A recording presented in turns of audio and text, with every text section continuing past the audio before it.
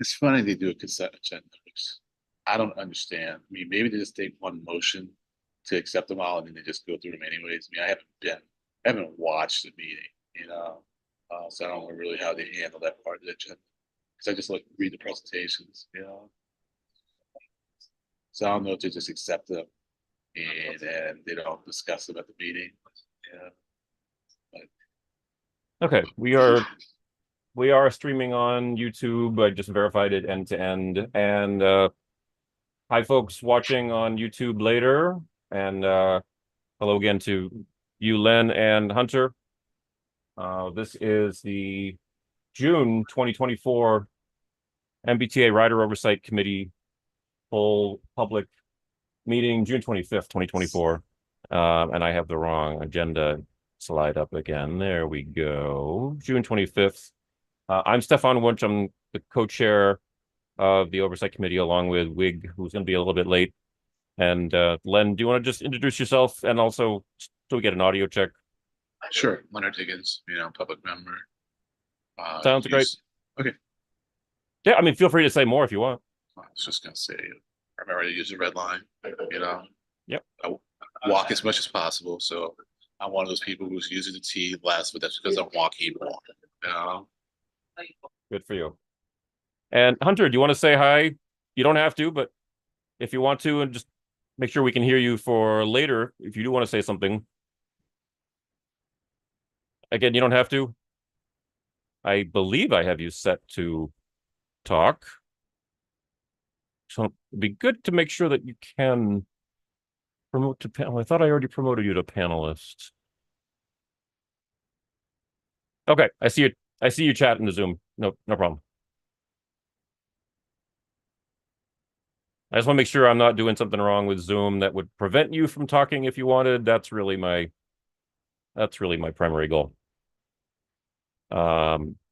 Hopefully Wig and Craig will be able to join us, but as folks watching this later will probably understand, this is June. This is a peak vacation week.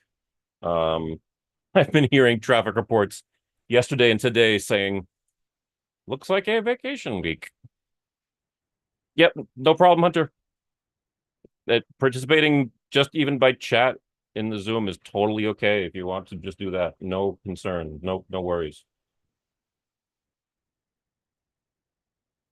Okay, well, I've got our agenda up, which is for a small number of folks, more of like a guideline at this point. I don't see anyone watching on YouTube, so for the purposes of covering public comment, we have done so. Unless Len or Hunter, would either one of you like to say anything with no particular topic in mind under the auspices of public comment before we get into more specific things, I guess?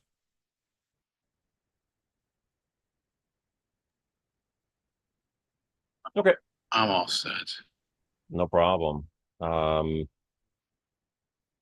So right before we started the YouTube stream, Len, you were looking at the auditor report or trying to find the exact link, which I have had trouble doing for the last month or two on and off.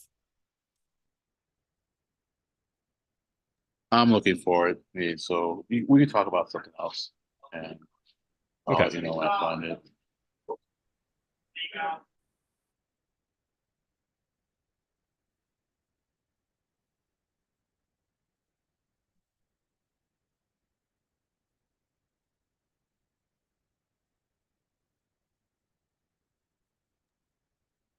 Are you also looking for it? No, I'm actually getting my ducks in a row for Okay. other things at the Okay. moment. Sorry. That's fine. Because I mean, if you were, I was going to say, well, you can just go ahead and look for it, and I would do something else. I mean, but if you're doing something else, that's great Yeah. because then we're doing different things. Yeah, I'm just surprised I'm not finding it. Yeah. Apropos of the go ahead. I was gonna say apropos of everything. Yes. Apropos of everything, I believe final budget is all settled, and that was why I've got too many tabs open in my browser. The Mass Taxpayers Foundation came out with this letter. I don't know if either of you had seen this or heard of it. I believe that this,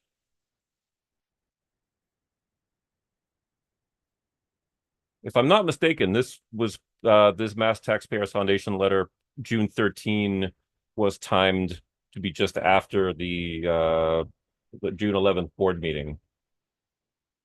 And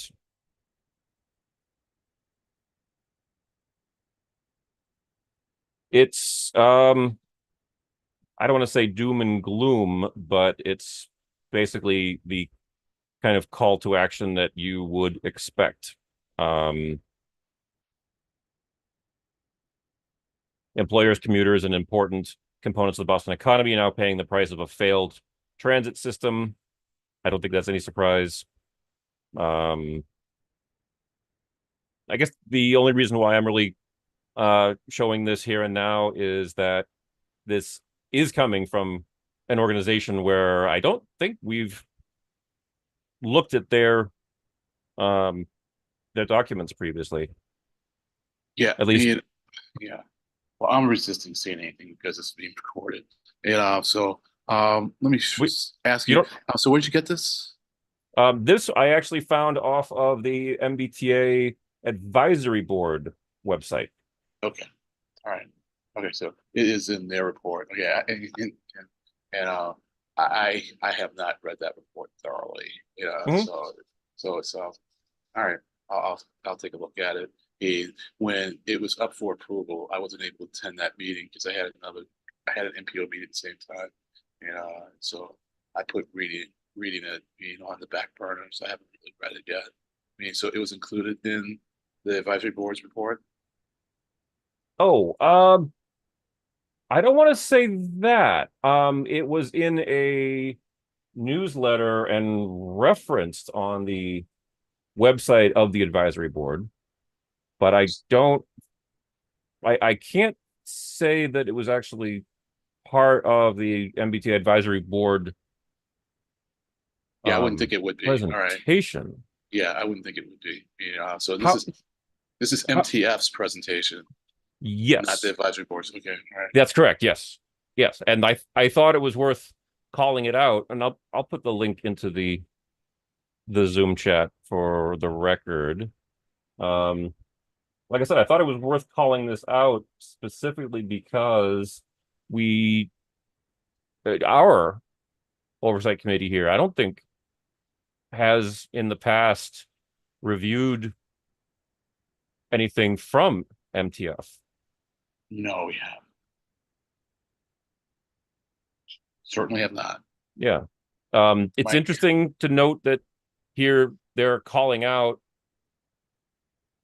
House and Senate plans, how they differ in proposed funding. I mean, I don't want to walk through the entire thing. Um, I don't think there was anything here that surprised me. Uh, Maybe I'll keep this page up. Recommendations.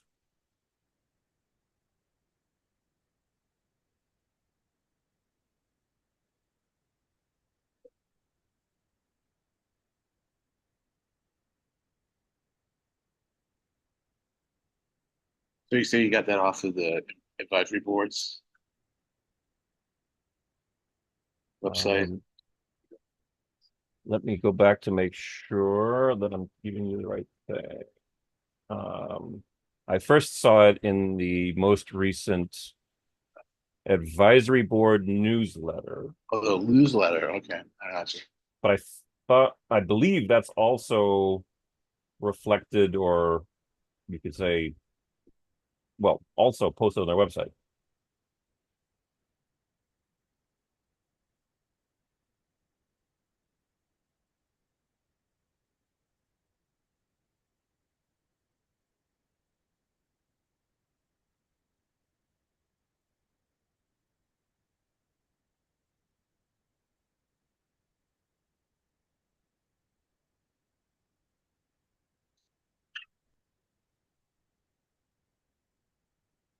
Are you finding it? I'm not looking for it. Something Okay, else. just checking.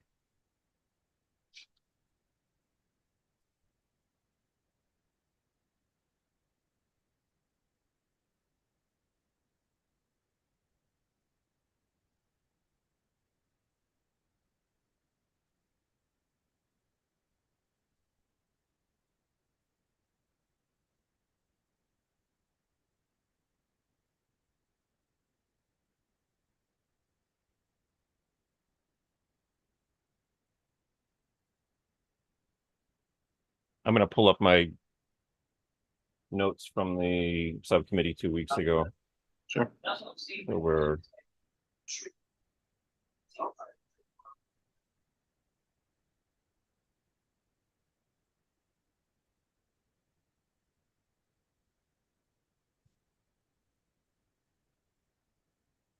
okay. Under the agenda topic of reviewing previous subcommittee.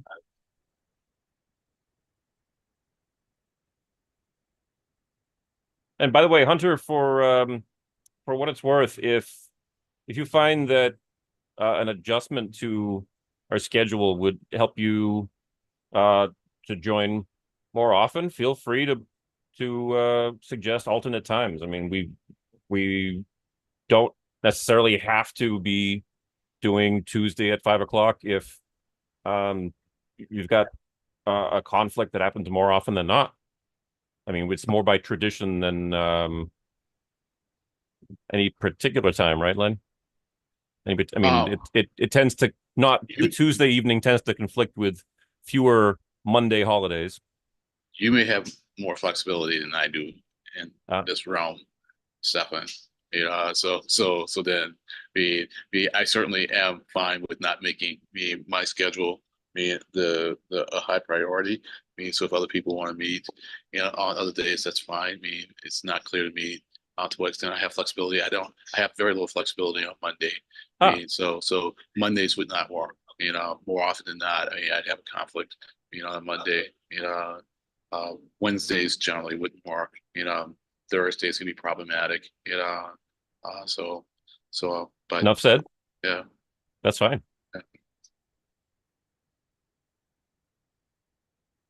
So essentially, my decks are so I've kind of cleared the decks for the second, fourth Tuesdays of the month.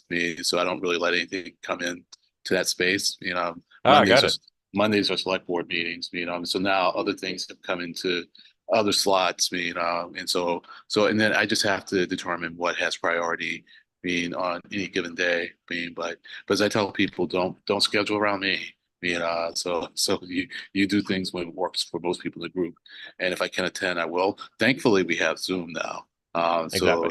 that makes it easier for me to attend things. At the same time, because I am participating in more things, it strangely enough gives me a little less flexibility so I can attend more. But then I'm kind of a little locked in because I have so many pieces that or fit it into a given schedule. Yep, I got it. Yeah. It's like the classic game with the 16 spaces and 15 tiles, and Right. you can only move one at a time. Right. Yeah, I see your comment in the Zoom chat, Hunter. Thank you. That's no problem at all. Just to go through the subcommittee notes that I took, we talked for about, I think, 15-20 minutes about the PCC rebuilds and how we've got now another one back after the rebuild. If anybody wants to get an old Orange Line car, you probably wouldn't be able to unless you know how to legally handle asbestos remediation. But the museum up in Kennebunk, Maine, has, as of this point, said no thanks, and they've also not expressed any interest. Or I think it was said actually had turned down one of the classic Silverbird Red Line cars, of which there's only a couple left. I pointed out that the official, unofficial roster maintained almost entirely by Jonathan Belcher is at transithistory.org, roster.transithistory.org. And that we should all consider that to be our go-to for news about fleet and to a certain extent routes, particularly route history. Thank you, Len, for pointing out in the subcommittee that there were several relatively like a million here, a million there items on the budget that weren't funded. Sorry, what did I mention in the context of? Oh, in the discussion of the budget, you had pointed out that there were some unfunded items that were, in relative terms, pretty small, but yet they were Oh, unfunded. right. Yep, I'm just reviewing that. We did talk about that. I mean, I can pull up the PDF if we want. I don't think that's necessary. Okay. Yeah. And but I think that was the capital plan, right? Not the budget. Maybe I'm Ah, no. okay, could be. Yeah, I think it was a capital plan where I said that there were things like for technology, and was it power? Uh, or maybe it was administration, that I thought were pretty low ticket items that it's like $88 million. I thought, that could have been funded, so it wasn't. So I think that was the capital plan, not the budget. Okay. Uh, but if we talk budget, and I said that, I'm trying to remember what it was in the context of. So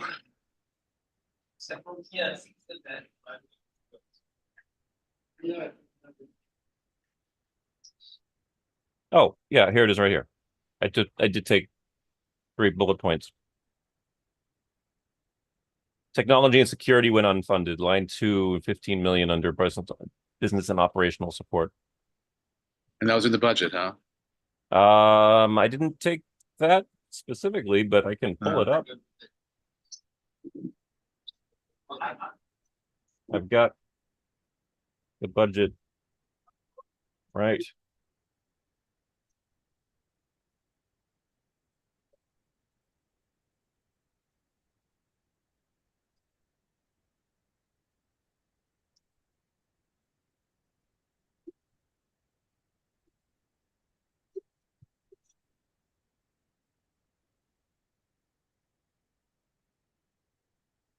I think you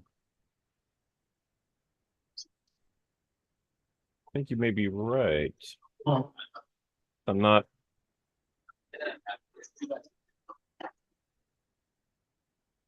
seeing it under.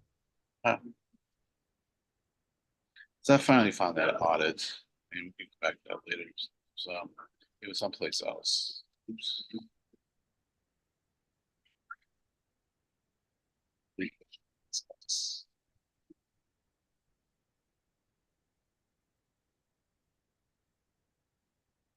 How did you get to it? I'm gonna get you the link. Okay.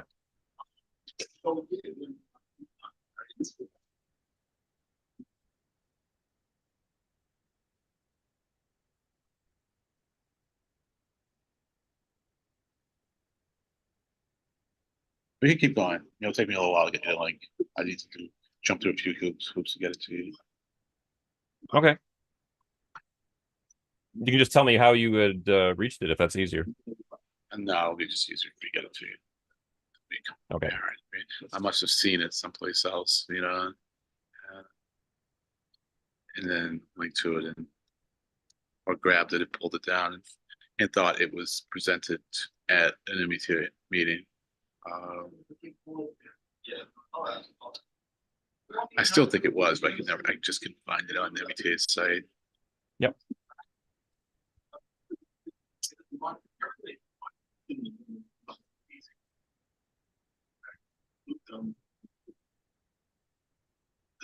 Okay, well, just You to can keep going.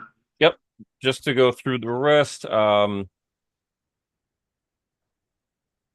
speak for myself. I had not heard until we had this subcommittee meeting on June 11th, that the news had broken 2 days before that. I'm citing a link right here from CNBC, saying that on the 9th, New York City was basically told to put the congestion pricing on hold, and that was going to be a big reason for the fiscal health of the. Now, thank you, we got it. Physical health of the MTA, and I know that a lot of people in Massachusetts were looking at the MTA's funding from the congestion pricing as something that might work in Boston. And now that New York has put the kibosh on that, at least in the near term, not looking very optimistic. But there were other things, that New York did, that I think are able to be implemented much more quickly, that is helping them, and so I wouldn't despair, from that in terms of seeking more revenue sources, for the T, even if New York congestion pricing, pilot or whatever, we had gone forward, it was going to be years before we're going to be able to do it here, because that would have to go through the legislature, and so you'd probably be looking at 2 years, minimum, even if it went to the legislature, really fast, it would probably take the better part of a year or two for us to implement, so it was like at quickest 2 years down the road, probably more like 3, because it'd probably take a full legislative cycle to get it through, and just thinking of the political calendar, we are going to have a governor's race in 2 more years. So it might be hard to get something like that through, in a cycle when the governor is going to be up again. So my whole point though is that there are other things that New York did, that we could more quickly, I think, do in Massachusetts. Some of them would probably still take legislative action, but it might be easier to pull off than congestion pricing. I like your optimism. I just need to go back and look at the decks and see what New York did. I just don't recall the other things that they did. Go ahead. Oh no, I was just about to say. I thought that with a home rule petition, it could be much more of a rubber stamp by the legislature. If Boston wanted to implement that, if Boston wanted to propose it, I thought that the whole concept of a home rule petition was that the legislature could just, well, like I said, rubber stamp it, and that would be fast tracked in a sense without actually having to go through the standard legislative processes for putting it into mass general laws. Am I wrong about that? Yes. Technically, no. The legislature tends to be only rubber stamp the most minor of home rule petitions. Generally, with home rule petitions have implications on the abilities of other municipalities. They tend to not act so quickly. So let's say you wanted to do a home rule petition to allow overage a person over the age limit to apply to be a firefighter. They tend to let that go through quickly. Now, part of the reason they let it go through quickly is that they tend to let them all go through quickly. So there might have been a point where they weren't going through quickly because they didn't want to set a precedent for one community versus another. But now, since they do them so frequently, they go through quickly. But for instance, Arlington has a home rule petition to allow us to do a real estate transfer fee. So does at least 8 other communities. And because of the implications of allowing a municipality to do a real estate transfer fee, with respect to other communities, ours hasn't passed yet, obviously in its second year, but there are other communities like Concord that has had at least two iterations of this, and I know of other communities have had even more than two iterations, and they haven't gotten through. So it's not a rubber stamp. I would say, yeah. And so anything I would say would just be a repetition of what I just said. Okay, got it. Yeah. So if Boston were to try to do a home petition for congestion pricing, I would bet a fair amount of money, that the state wouldn't do it. It certainly wouldn't do it quickly, Okay. and yeah, and if Boston did do it, it's not really clear to me that money would go to the T. You know what I mean? Because that'd be Boston doing it. True. They might spend it on ways that might help the T, but I don't think it would go to the T, which kind of begs the whole question about who would be the mechanism enforcing congestion pricing, and who would control the revenues, and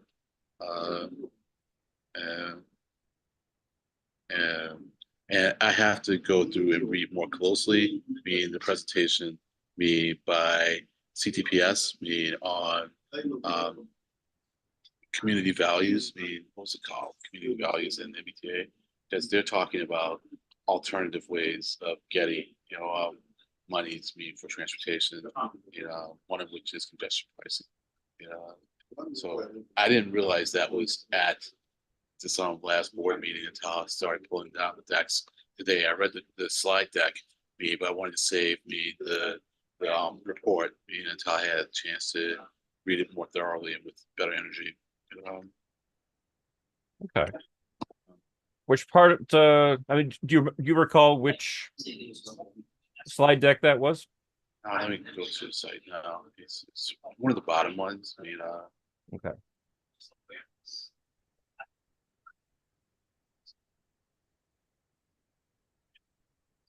Sources of community value. I see it. Yeah, right. So there's a slide deck, and then there's the fuller report.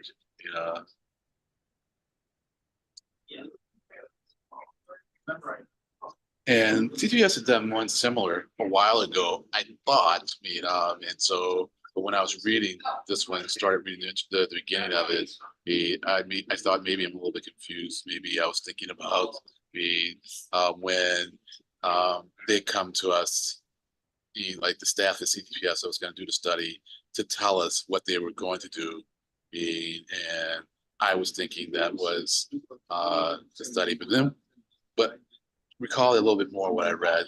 I think maybe the CTPS has done like a preliminary study, and from that they then chose some pricing mechanisms to explore more thoroughly. But yeah, this is going to be lots of conversation along with this. I think Is there an executive summary on this from CTPS, or was that in the? Did you pull both down? Did you pull down both of the presentations? I did, and so one's a slide deck, and the other one's more like a report. Yeah. So the report, I think, has more of a summary. There we go. Yep.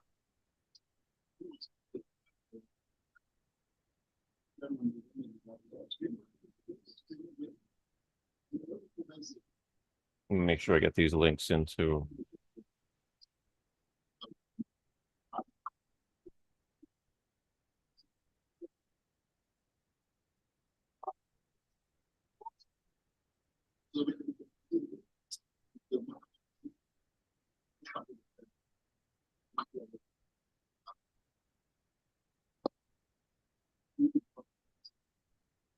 Okay. Yeah, so it's 7B that is the more full report. Yep. And it talks about legislative challenges or necessities, needs, so yeah, I want to have a closer read of this. So this would definitely be on the agenda for the July all committee meeting. Yep. Oh, and there is a congestion pricing estimate Mhm. included in here. Yeah. Aha.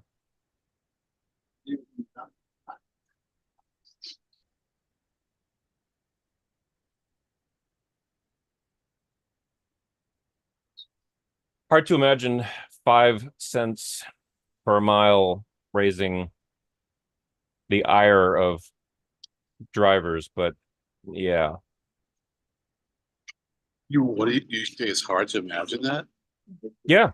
If someone drives like me, so imagine someone, I think, like driving, 20 miles a day. Hmm. And so that would be, well, yeah, I guess it'd be $1 a day. Hmm. Yeah. Maybe Yep. it wouldn't. And, well, Right. for someone who's making significant income, that's not a problem. For someone who's like just scraping by though, you know, that would end up being, $20 a month. And would it raise their ire? I I guess I wouldn't say ire would be the problem.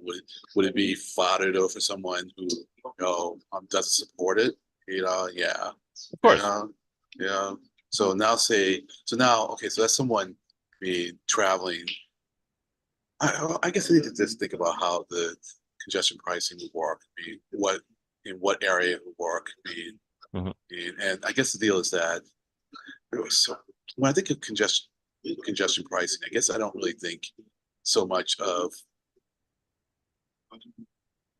charge per mile. That to me is not congestion pricing. It's more road access pricing. It's more like a VMT. Whereas when I think of congestion pricing, I think it's almost like a toll. Like where you cross this point and you get Yeah. charged a certain amount. You know, it's not per Right. unit But distance. It's more that you just cross that threshold. Go ahead. oh, okay. That's that's a good point. But in my mind, you can bridge the two because you can have a time of day implementation based. I'm making the assumption that it would be electronically done, and you Yeah, could have a time of day implementation of VMT, and only within certain areas. yeah, you could. I mean, it would depend on But how much capital infrastructure you'd want to lay out in those areas to be able to almost like making it like zones of access. But yeah, yeah. Well, VNT is going to be harder to implement, right? Because it's going to require be more more technology. right, Whereas with congestion pricing, it's more like a toll. They just have like a point of entry, and then you get charged once you cross that threshold. And of course, that can yeah, have it a time of day element to it, but it's not like you have to track where the vehicle went true. Yeah, or track the mileage, right? When they're in a given zone. yeah, It can be if it's a flat rate congestion, yeah, that's true. right, right. Be a flat rate based on time of day. Yeah. Uh,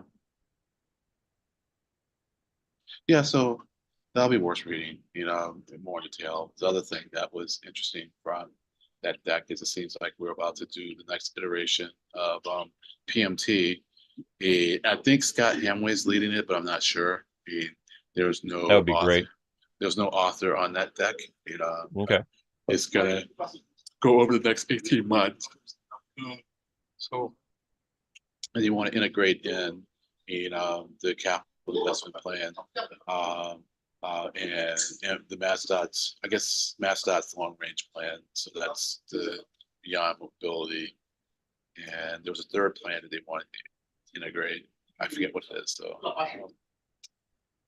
Oh, was that the old Focus 40? This is the old Focus 40. So this is gonna be the new version of Focus 40. Oh, Um, oh, okay. Has that term Focus 40 been basically dropped? hmm? Is the term Focus 40? No, it's just the last iteration of the PMT. Oh, okay. So yeah, it hasn't been dropped. But we're moving on to I guess it's gonna be Focus 50. because what I read said that the long range is going to extend out to 2050.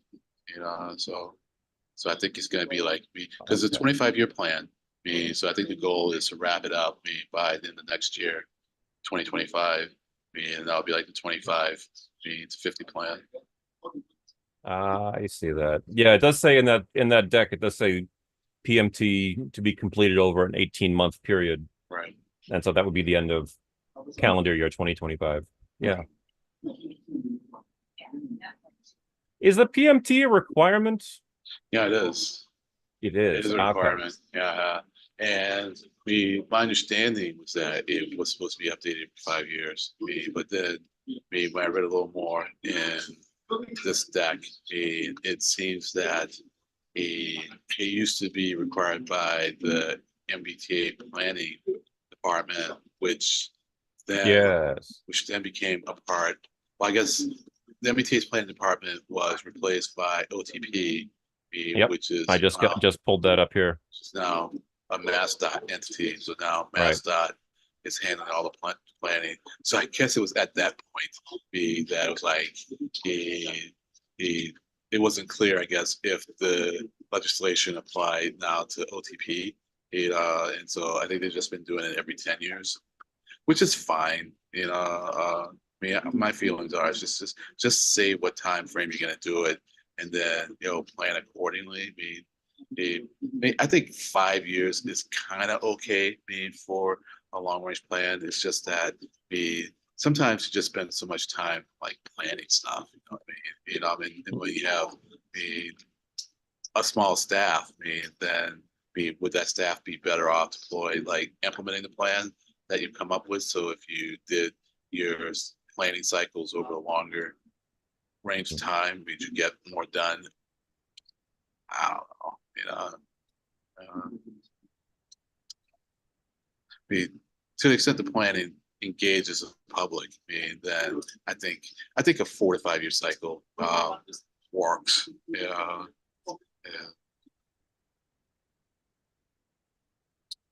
Yeah, and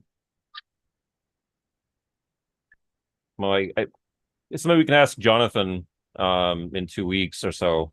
Do the have the planning cycles significantly shortened or lengthened compared to the 1980s, 1970s, 1960s?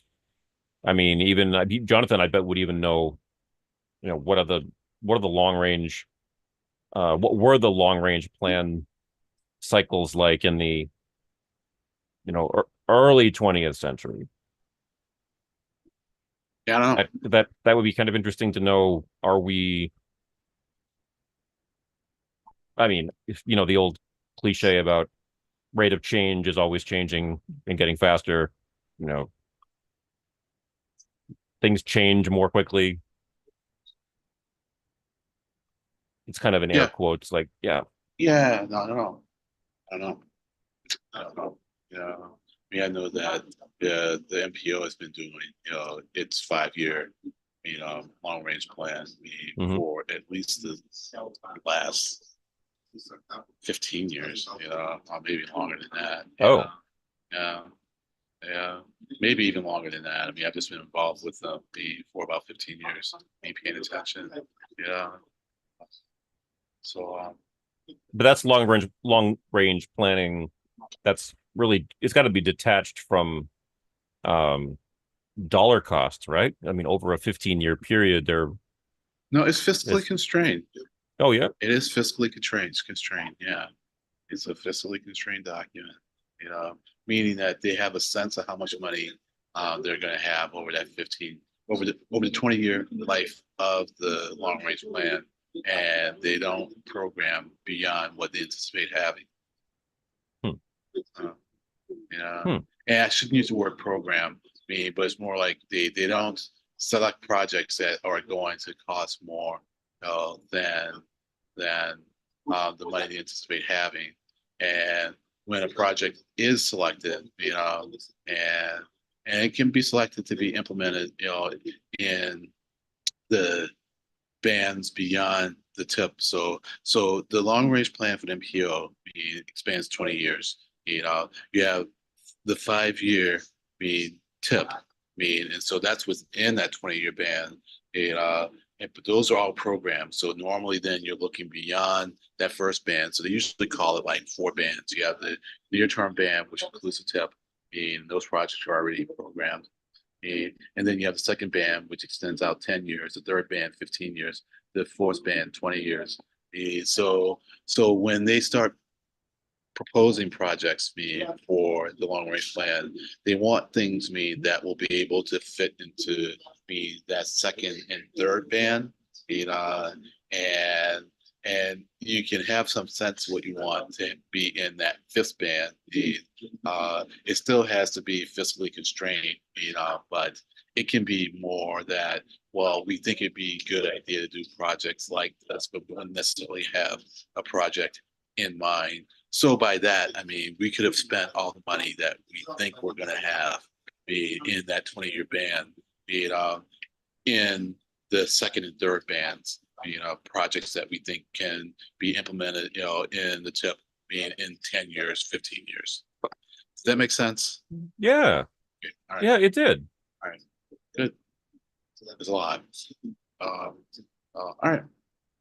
Yeah. So, But that's but all of that, all that's still sort that's of MPO. Right. I know. I was gonna say, and but the PMT is the MBTA's. Right, with input from the MPO. I mean, clearly it's input from CTPS, which is quasi MP. I don't think they're getting their input from CTPS. They're getting input from OTP. I don't know if OTP is going to lean on CTPS to do any work for them. On this, interesting. If you see differently in the deck, then of course the deck is correct, and I'm not. But the PMT is a 25-year plan, and as was noted, it used to be, that it was more ideas that weren't implemented, and so with the PMT 40, they kind of scaled back on the size of the project. There's more of an emphasis on kind of goals, that had projects, I think, that could achieve those goals. So with an increase on equity, and I forget what the other term was, okay. Yeah.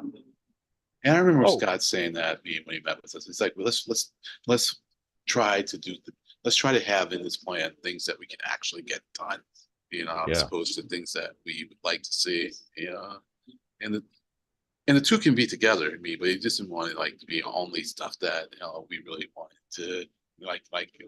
I think like the North-South rail link could be one of those things where it's like, yeah, that would be nice, but the chances that we'll get that done, in the next 5 to 10 years, are slim. Whereas we can have things in the PMT that are less aspirational, and we can do. And I would say, what, you can have both, but if it is going to be a fiscally constrained document, and it's not clear to me the extent to which the PMT is, and that's just a failing on my part. It's not to say that they're not clear about that. I just can't recall whether it's fiscally constrained. Then if it's going to be fiscally constrained, then you can't have things like North-South rail link in it and then do other things, because that's just going to take up all your money, Right. Right. Just to help me clarify this, the CIP comes out of CTPS, right? No, the CIP, the MBTA's CIP comes out. Oh, I got that completely backwards. Okay. Well, there are, there's the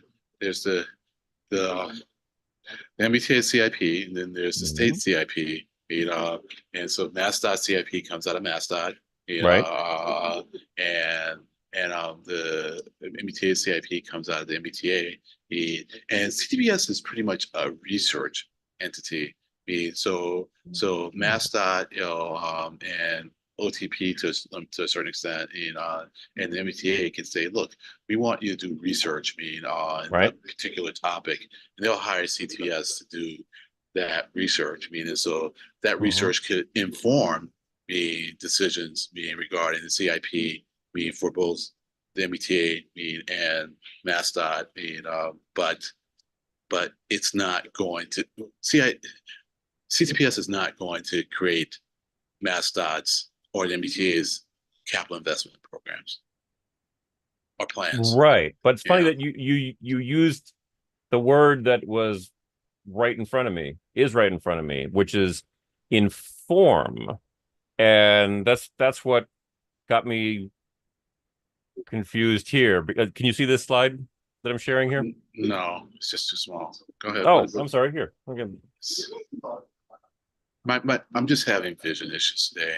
It's just I'm one of sorry. those days. No, Is that it's just one of these days where it's just my vision's never, it normally my vision starts off good in the in the morning, and kind of deteriorates as I look at screens more day, but this morning it didn't start off that good. It's just been I'm sorry. kind of going downhill. Is So what this is it that is this helpful at all? That it's at all, but I'm starting from such a bad place because I'm again, sorry. so no problem. I'm just Okay. explaining why Well, just I appreciate simply your effort, but it's not helping okay. me a whole lot. No, that's Go fine. ahead. That's no Yeah, problem. yeah, It's just simply saying that what is the PMT, a 25-year plan for how the MBTA can best meet the needs, informed or it to inform future capital investment plans. So that's where yes, I got hung up, was because it's saying that the PMT is a roadmap to inform future yeah, CIPs, but yeah. the okay, I guess that does make sense because the PMT is coming out of the agency, not from okay. Yep. Well, Okay, that well, aligns with what you said. yeah, and also it just Yeah. provides a framework. So like for the MPOs, long range plan.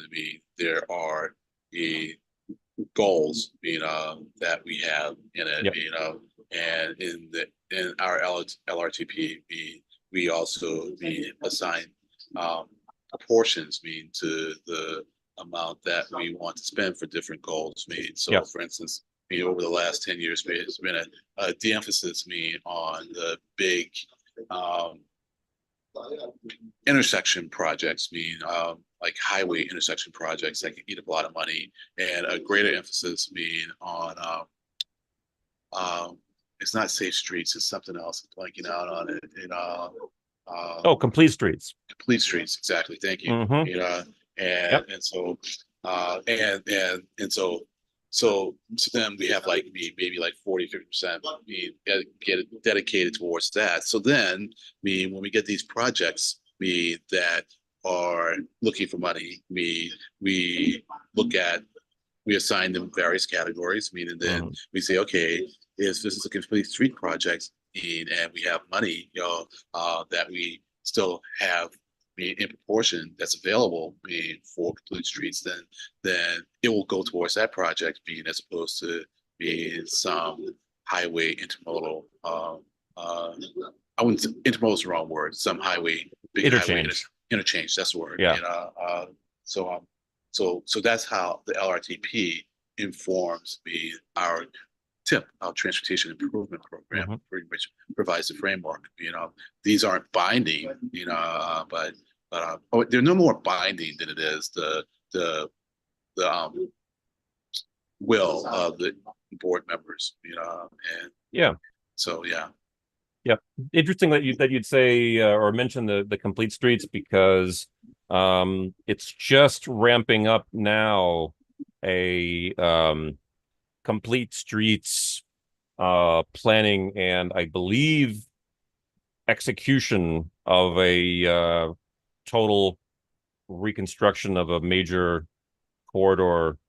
I can't say highway. It's just not. It's a local city road, but by coincidence, the end of the project is literally a half a block from where I am right now, yeah, and that's it's one of the complete streets, and they're doing it from. I mean, I can't even say from yeah, curb to curb because it yeah, extends beyond. It's basically like curb to curb plus whatever the sidewalk is as well. yeah. Well, Um, everyone and feels it's Go ahead. I'm sorry, I interrupted you. Oh no, Sorry. sorry, No. no. Just the final thing I wanted to say was it is I don't want to say aspirational, but it is, they're hoping for the best. They're hoping that I'm not even sure if all the funding is laid out. Is more I think it might be like sort of like a design build. Don't quote me on that, but sorry, but you were going to say though. No, no, no, no. If that project's going, if it is indeed an MPO project, I can't remember. It's all funded. Oh, all So right. yeah, these things are completely funded when they come through the state or the MPO. And we we we know how much they are supposed to cost. And then if the cost goes up, they have to come to us with an amendment. It's really interesting because you to come up with the best estimate of what it's going to cost, and then it goes out to bid, and that's the real cost, you know. Hmm. And there's always a delta, but apparently that delta is manageable. I mean, I think the delta kind of goes above and below the anticipated cost over projects, but I could go into, we've been seeing some cost increases, but a lot of those are coming between 75% and 100% design. We weren't getting many, that are coming after 100% design, but we did get one, in the last meeting. It was pretty hefty. But at that point, usually it's that there is something completely unanticipated, that has to get factored into the project, and so like unexpected excavation of hazardous materials, so you might have expected excavation, but you weren't expecting it to be hazardous materials, and then hazardous materials requires a whole different level of costs, and so but Yes. but at that point, you committed to the project, and and I would say with all the projects, there is a level of commitment that you just aren't going to renege on, which is one reason we try to get the cost right, as we are designing things, But I'll tell you this, even once you kind of get deep into design, it's kind of hard to back out because so many entities are committed. At that point, so many entities have put money into it, especially like the municipalities, and it's money that's hard for them to come by, and Yeah. so to then say, okay, well, we're not going to do this anymore. We're not going to give you any money, and for them not to have any other source of money, is to really put them in a bad spot. And even if you weren't even thinking about the politicians, from those municipalities complaining to other politicians and putting pressure on the MPO, it's just not the right thing to do. And so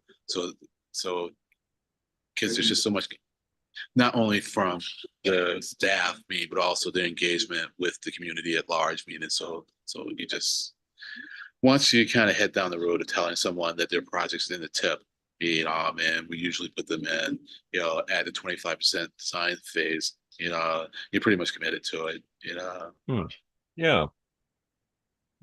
Well, I did, just for the sake of context, I did pull up the project page for this municipal road reconstruction, and it does say, and I'm going to quote just because you can call out any misconceptions that I have about this.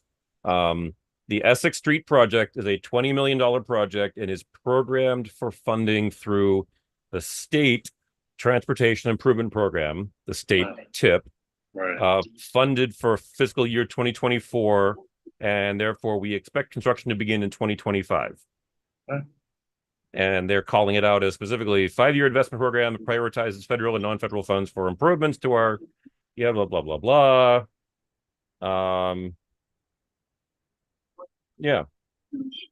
So the state TIP funding, as opposed to the MBTA TIP, even though this is a heavy use bus corridor. Or is it? Yeah. No, I'm not going to say heavy use. It's a key route. Not literally. That's right. That's a reserved term, not key route. It's an important route here. But, okay. I kind of derailed the conversation a bit mentioning that. That's it. That's fine. That's fine. So that was very helpful. I mean, you literally helped me understand better something that is going to be happening a half a block away from where I am right now. So that's very helpful. All right, Under the auspices of the planning programs. all right. We started off at 5 o'clock before I had before we hit go on YouTube. We were talking about the auditor's report, and I apologize. Then I'll say that I'm sorry that I kind of derailed your train of thought. But I've been try to have you clicked back into what you were saying before about the triennial audit. Sure. Let me just I'm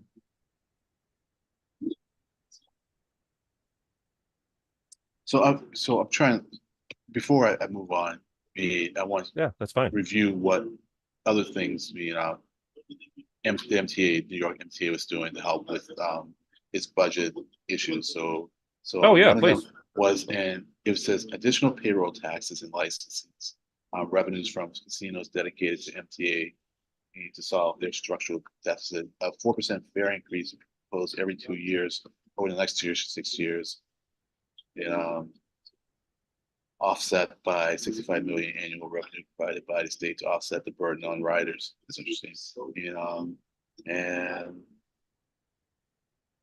so they're going to do cost savings of half a billion in current operating costs, starting with 100 million in 2023, 400 million in 2024, and growing to 500 million in 2025.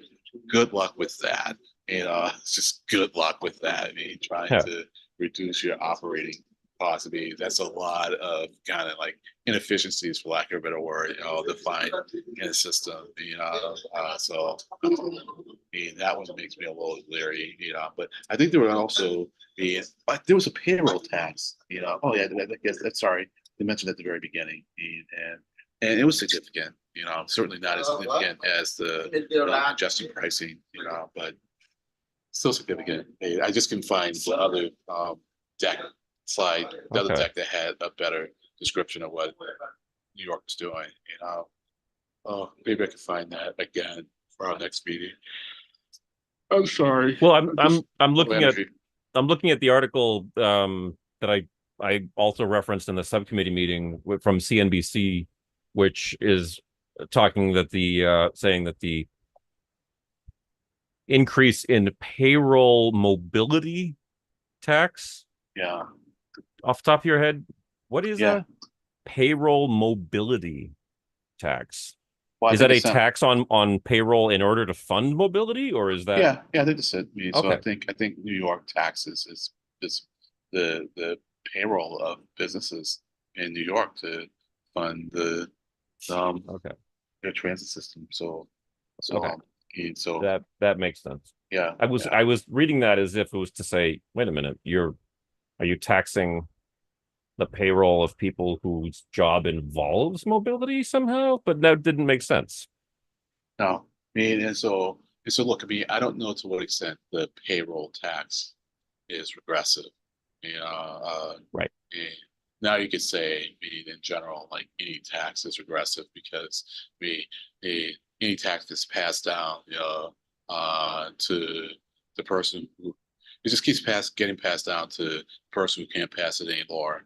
And so generally it's going Yeah. to be the lowest income person, but you can disincent people from passing it down.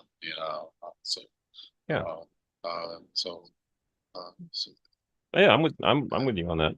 right, I just put that link from CNBC into this chat just in case it helps. right. Oh, Um, excuse me. Sorry. no, that's all right. I haven't looked to see if there's I think, more news on the MTA from when that screeching halt was called. What was that about? Roughly June 9, but I haven't looked.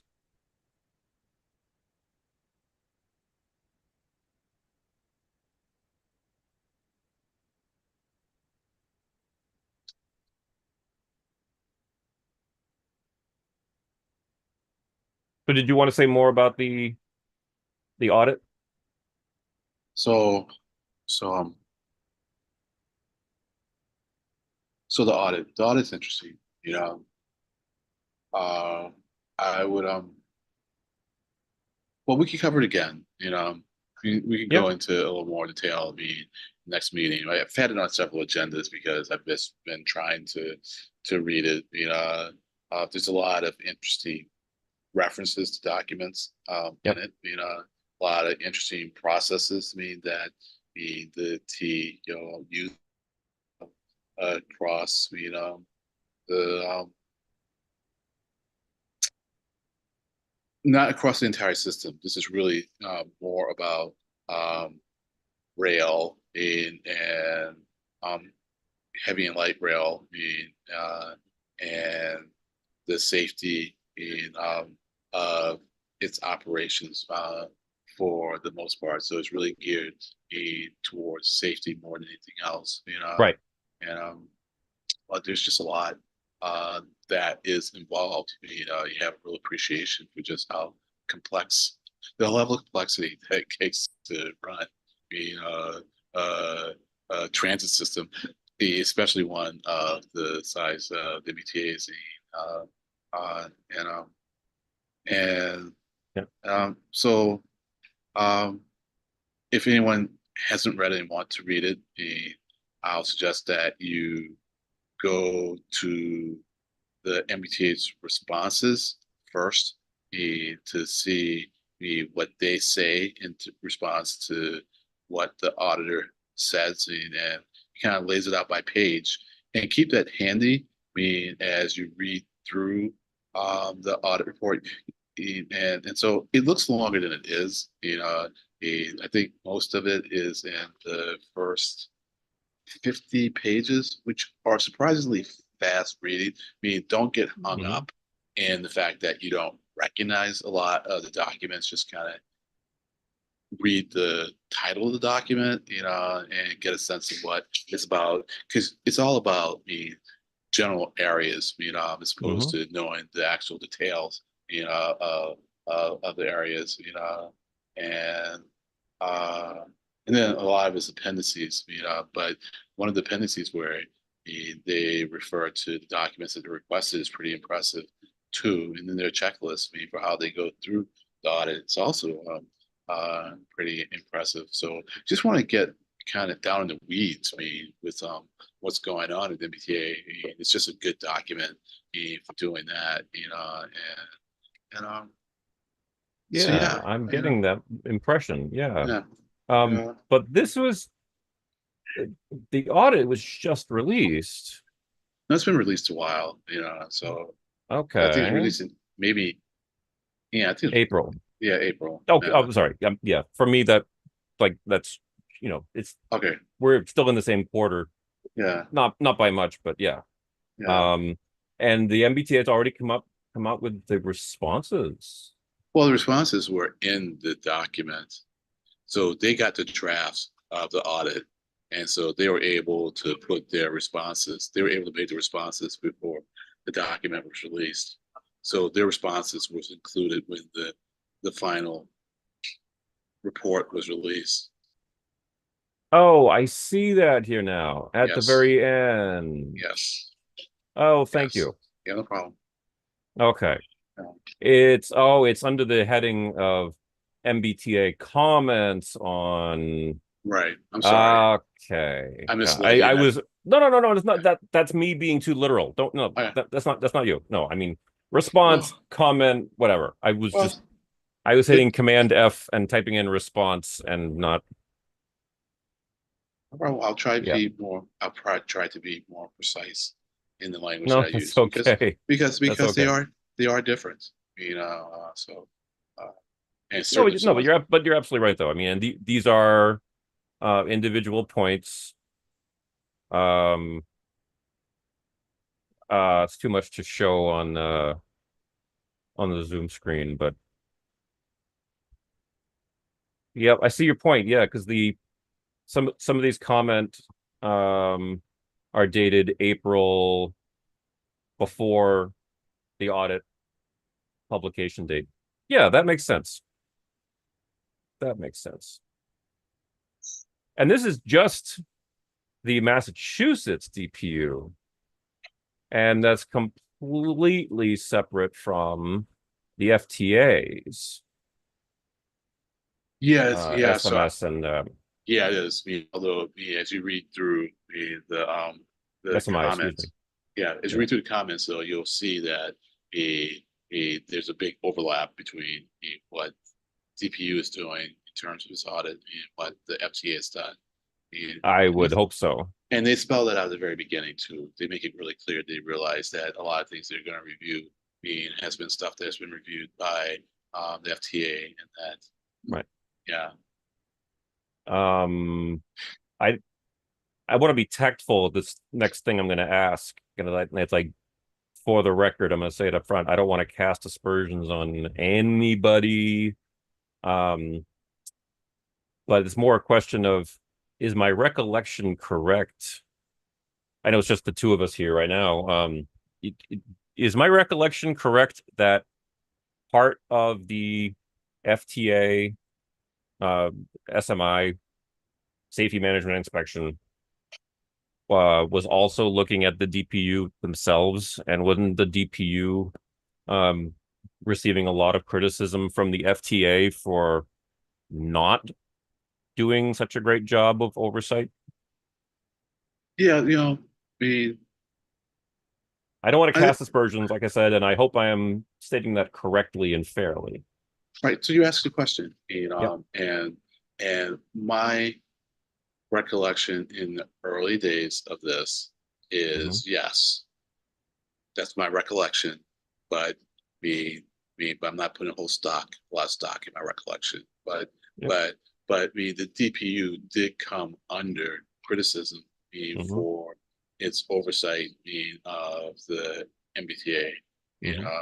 and I think that's a pretty. I feel confident in that recollection. Whether it was the FTA making that criticism, I'm not as confident, but I'm trying to think of who else would it be. And so I think that that is the case. Now I think the DPU has done these audits. It'd be interesting to see what its previous audit was like and the one before that. You know, and that is kind of that's an interesting research exercise. Wonder if I can find them. And Yeah. see how they compare. Uh, uh, that's an interesting thing to do. Maybe we should take that on. Uh, so so did I answer your question? Oh, yes. Thank you. Sure. Yes, absolutely. Yeah, I feel fine being Um, on record about that. and I mean, I, I'm so good at stating the obvious. Triennial simply means every 3 years. I am confident of that. Yes. Um, but I am not feeling confident that just because it's described as triennial, that it actually occurs every 3 years. Yeah, I'm not sure. If I had to bet, I would bet it does. Because Yeah, audits are different than plans. right. So they carry a lot more weight, and usually people, you know, in, in the yeah they carry a lot more weight, and I think there's a greater expectation that they'll be done, and also I think the consequences if they aren't done are usually pretty severe. So it's one thing not to have Mm. your long range plan out when it's supposed to come out, because no one's going to really go, okay, well, this accident happened, and it's a result of you not having your long range plan ready. But if you don't do your audit, Uh-huh. and an accident happens, then people are, well, when's this last thing audited? And it turns out that you were late auditing it, and then it's like, well, if you audited, you might have caught this error. I think so. If I had to bet, I would bet that the audits are done on a timely basis. And to the extent Yeah. that they are late, it would be late by a few months as opposed to late by a year, especially if it's a triennial audit. Um, Yeah. But then the level of scrutiny is a whole different question, right? And that's why we're curious about seeing what the audit looked like for the previous cycle, the cycle before that. The previous cycle might be a little challenging because that would have been, in the beginning of the pandemic, and you got to cut everyone a lot of slack for that period in all of our lives. But the one before that, there was no pandemic going on then, that's for sure. So Well, funny that you'd say that because I just did a quick search through the FTA final report of the SMI from 2022. And there's a bullet point here that in October 2019, so what, like 4 or 5 months before the lockdown, in October 2019, FTA conducted a triennial audit of DPU's SSO program. And I believe SSO stands for State Safety Oversight. Yes. And the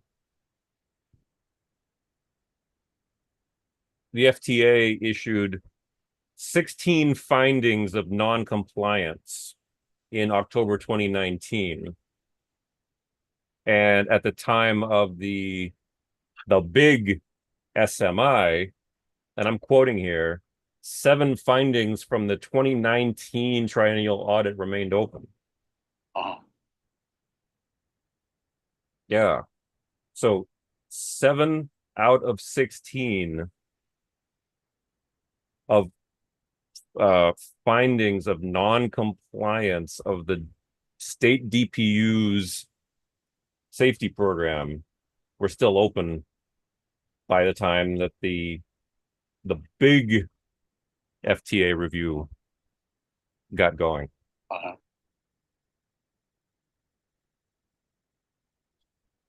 I mean, I was just quoting from a document that's almost exactly 2 years old, published in June 2022. Yeah. No, parts of it in June 2022, sorry. But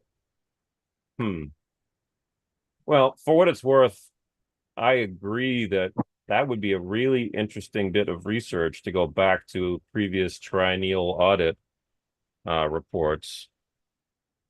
So yeah, it'd be interesting to see what those findings were that were still open with the DPU of the FTA. Yeah. So and so these are interesting things to do intellectually, and for me, it's kind of like basic research for me because it helps generally understand how things work. Gives you appreciation for the complexity, and the knowledge comes in handy in unexpected ways. It's not like I think we're gonna be able to do anything, concrete. And I use that word loosely. It's not like we could go and then make some kind of complaint or make some kind of a statement to some entity going, you need to do things differently because I think the folks who need to do things differently are aware of the extent to which they need to do things differently. Yeah. That's very apt. Yeah. Well, that's well said. And anything that's missed, we're probably not going to be able to pick it up. But if anything, maybe it makes it easier for us to advocate for more monies in specific areas. And so for me, for instance, I'm big on spending the money on technology because, as I said, for a small amount of tech money, I think could get a big tech boost. And some of that could help with tracking and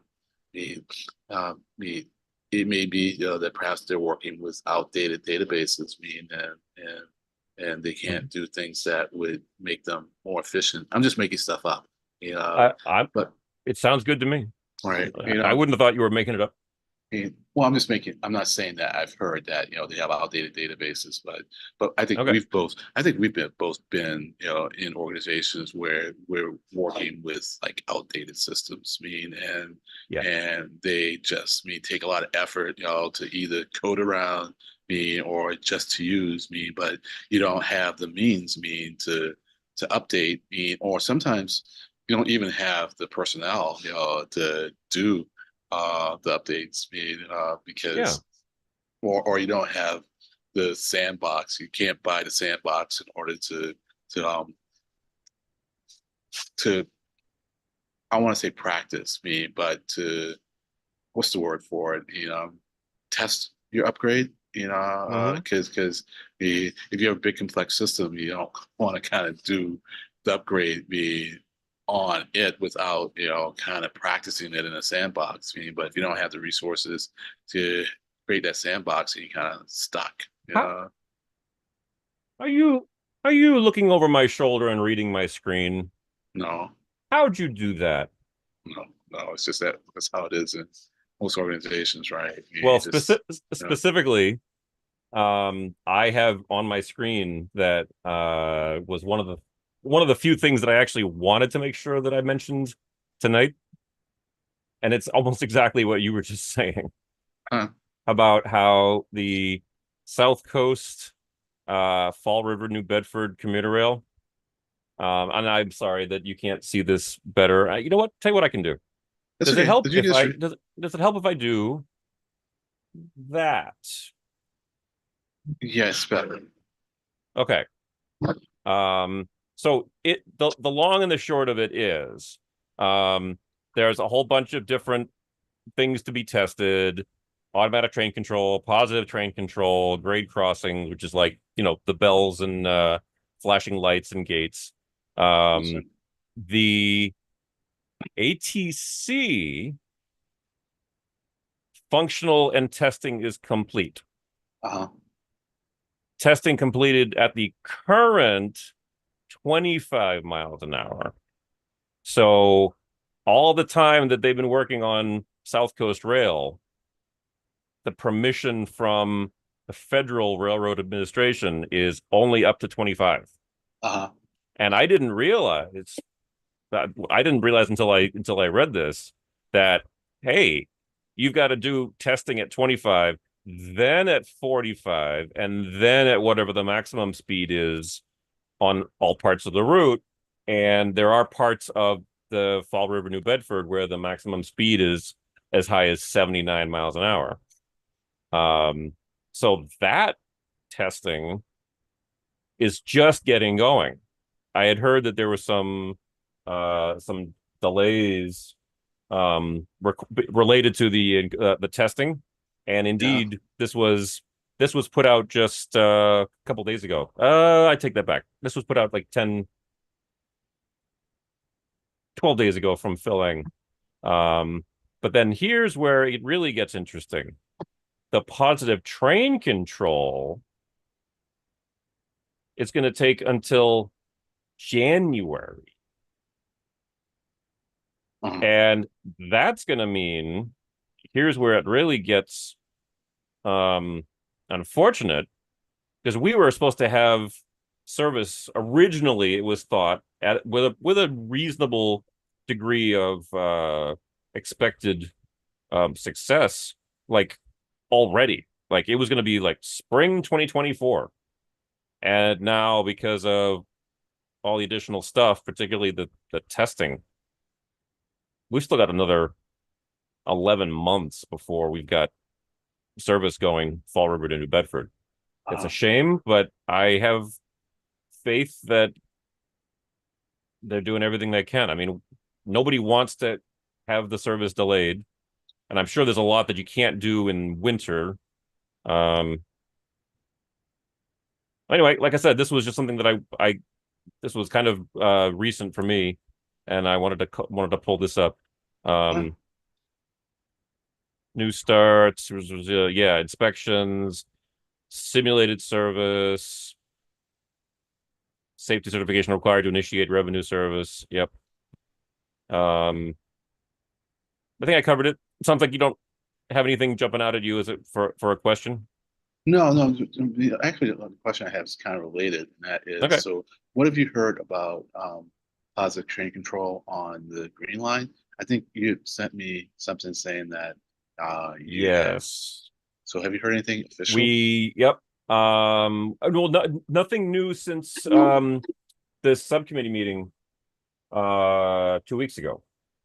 And that's where I was sharing how. Let me go back to my my notes. Yeah, I'll tell you what, I'll just drop it in the Zoom chat in case you want to click on it from the Zoom chat. I don't know if that works for you. Uh, But basically the general manager said, nope, not enough progress from this vendor over too long of a time period, and it is back out to bid. I see. And actually, let me put this. I started downloading the official PDFs, but this is it. It's out to bid again for um the make this a little bit bigger. MBTA procurement for RFP 80F24 Green Line Train Protection System. Open bid. We're back to, well, I believe Mr. Eng said we're not, well, I'm going to paraphrase what he said. I believe that we're not back to completely square one. It's not like we're not going to benefit from all the work that was done before, but um, somebody in the subcommittee meeting raised the question, hey, is anything that was deployed going to be reusable? Because there's already transponders rolled out. I think almost entirely across the entire Green Line. And that was a big point of not a point of contention, that's the wrong expression. It was problematic for service because Green Line sections were suspended in order to install those transponders for the Green Line GLTPS, Green Line Train Protection System. So if we can't, for some reason, reuse those transponders that were put down by the previous vendor, that would really stink. But Right. as a technology guy who understands a little bit about RFID, I can't imagine that they wouldn't be reusable. Right. Oops, sorry, I just clicked the wrong thing there. What did I just do here? I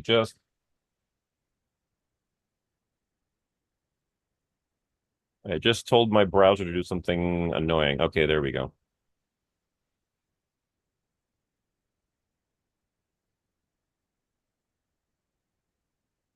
Understand. No, it's fine. I mentioned the South Coast Rail. Did I answer your question well enough about Yeah, you did. the You green did. protection? Okay. Yeah, you did. I mean, because interestingly, I mean, if you do a search on GLT Streamline, Yeah. GLTPS, GLTPS. yeah. Yep. In the audit, that I sent you the link to, there are a couple of references to it that give some hints, meaning that we Oh, might be reevaluating, that system, and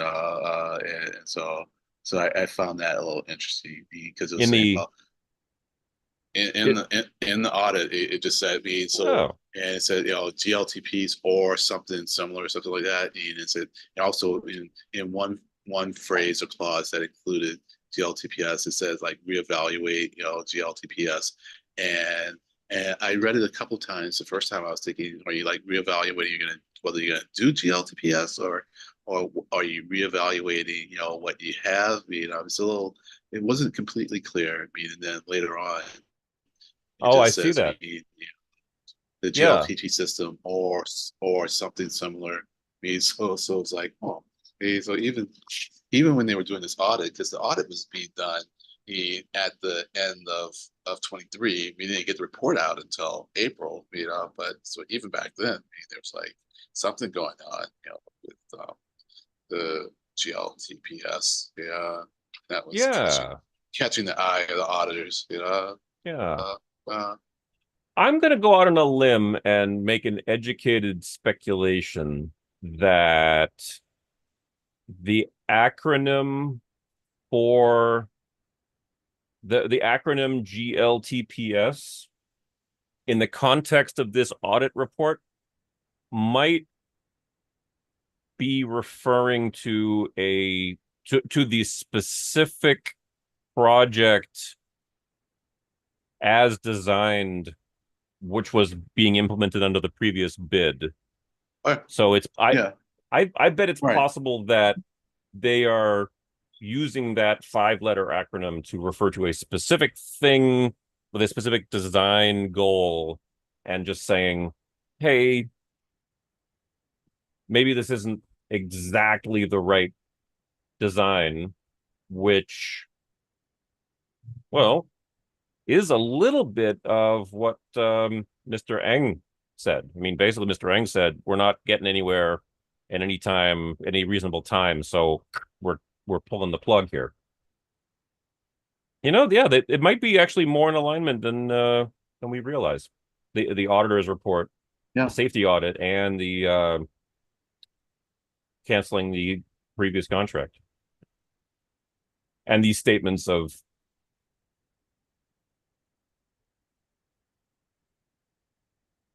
GLTPS should be evaluated. Yeah, I see what you're talking about. No. Many references like GLTPS should be evaluated to determine if it is still a viable mitigation to the original issues. Yeah. Yeah.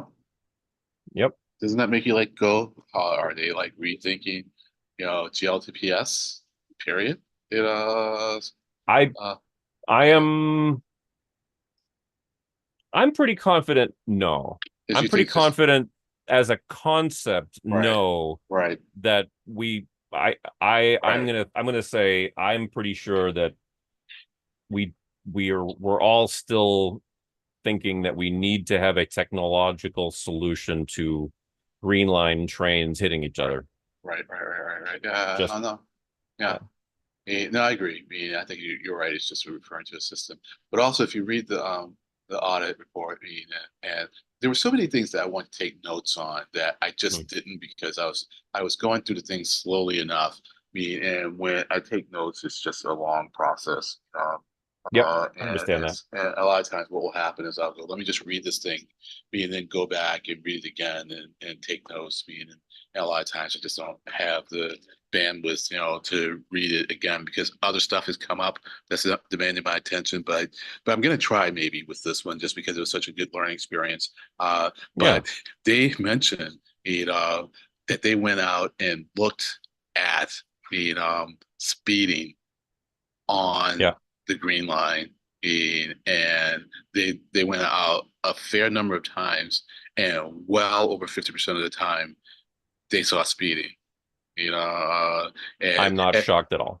and then they did this somewhat in contrast to I guess there is the notion I'm sure put out by the MBTA mean that they're getting a lot of false positives with respect to speeding. So I'm not sure Oh, what the source of the false positive is.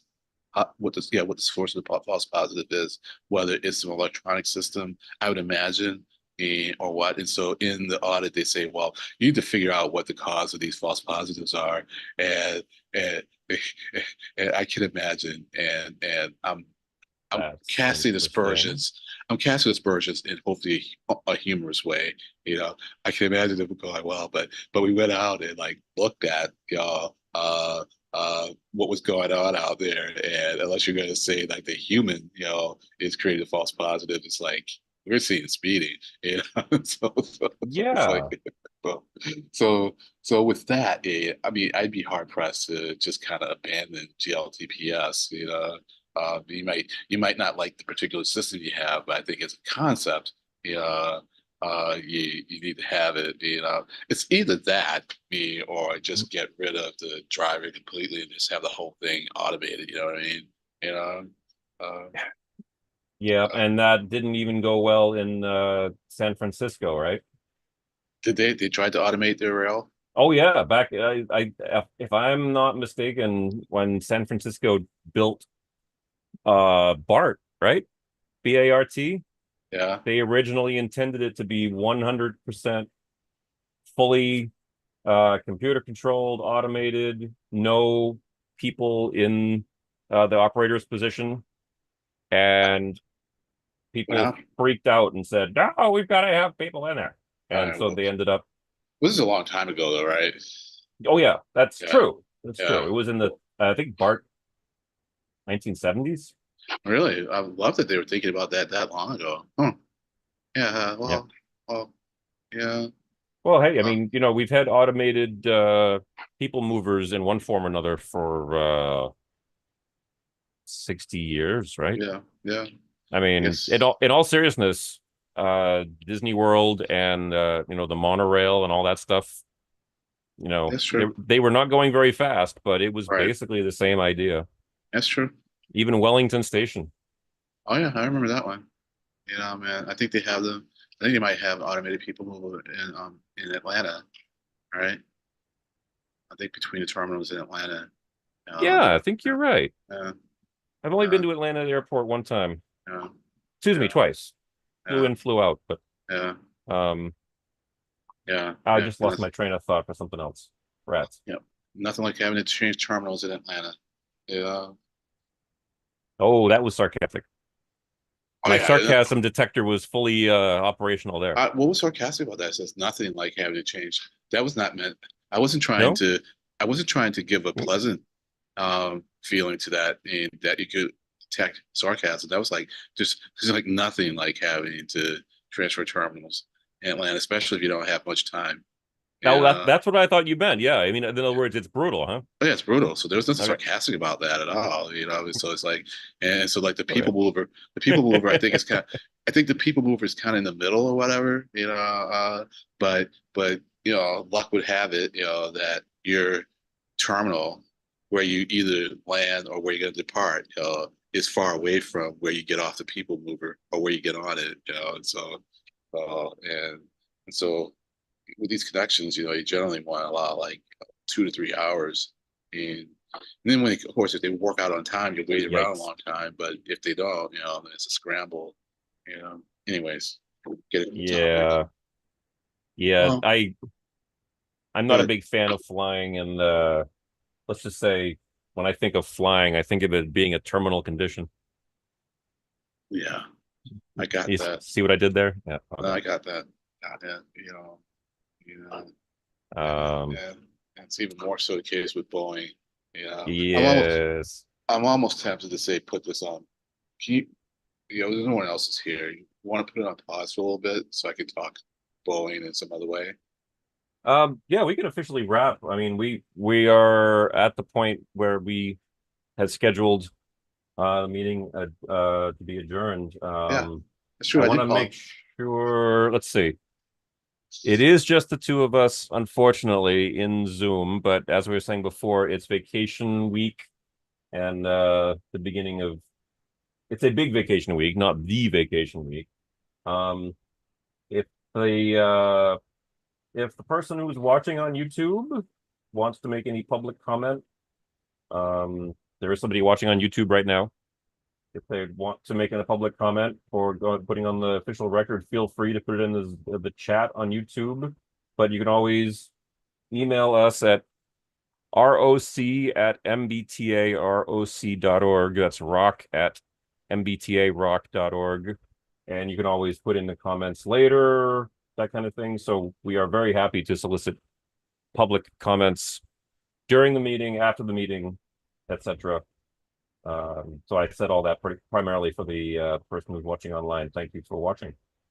And Len, I think with two of us here, I'll make a motion to adjourn. Second time. Thank you. All right. All right. Thank you for watching, folks. This will wrap up our June 2024 Rider Oversight Committee meeting. Good night. But I'm not going to stop the Zoom. I'm just going to end the formal meeting, and then we can keep going. So thank you, and good night, folks who are watching.